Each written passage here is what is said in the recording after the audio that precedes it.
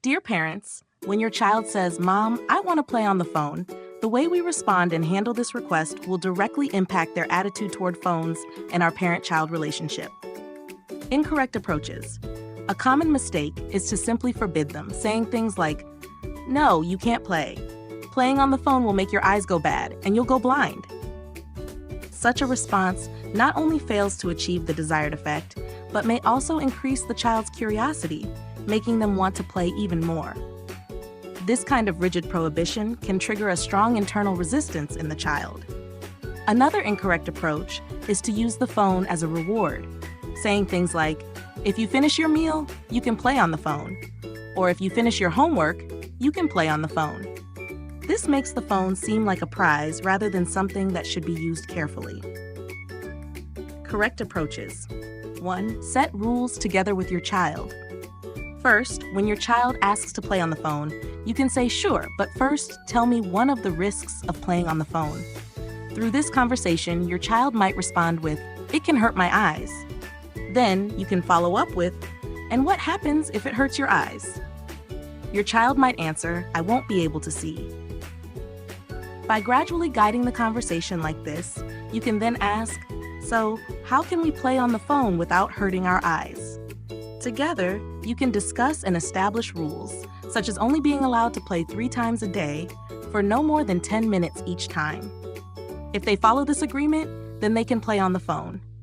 It's very important to involve your child in setting these rules because when they participate, they're more likely to stick to them. Preventing rule breaking. Discuss in advance what the consequences will be if they break the rules.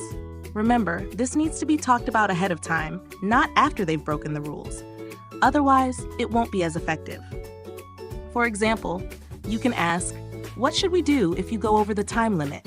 Let your child suggest a solution first, then guide them by saying, "If you go over the limit once, you can't use the phone the next day. If you go over it twice, you can't use it for 2 days in a row."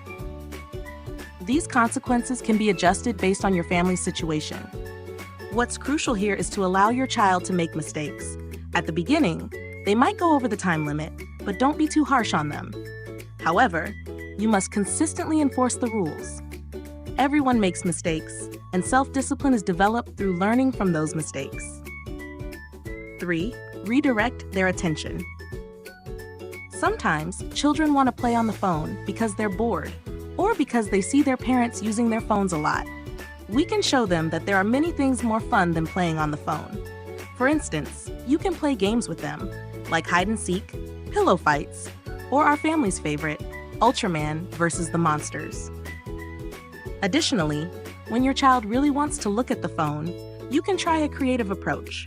For example, treat the phone like an addiction monster and pretend to be the monster, saying, "Haha, I'm the addiction monster from the phone. The more you watch, the more addicted you'll get, and then I'll ruin your eyes." 4. The power of companionship. It's better to guide them than to block them. The more you forbid your child from playing on the phone, the more they might sneak around to do it. A good parent-child relationship is the key to solving any problem. The worse the relationship, the more likely the child is to become addicted to the phone. Children need companionship. In the end, you decide whether it's going to be the phone or their parents who spend time with them. These methods can help us guide our children to use their phones correctly and also strengthen the parent-child relationship. I hope you can find some inspiration from this and be more confident when addressing your child's requests to play on the phone.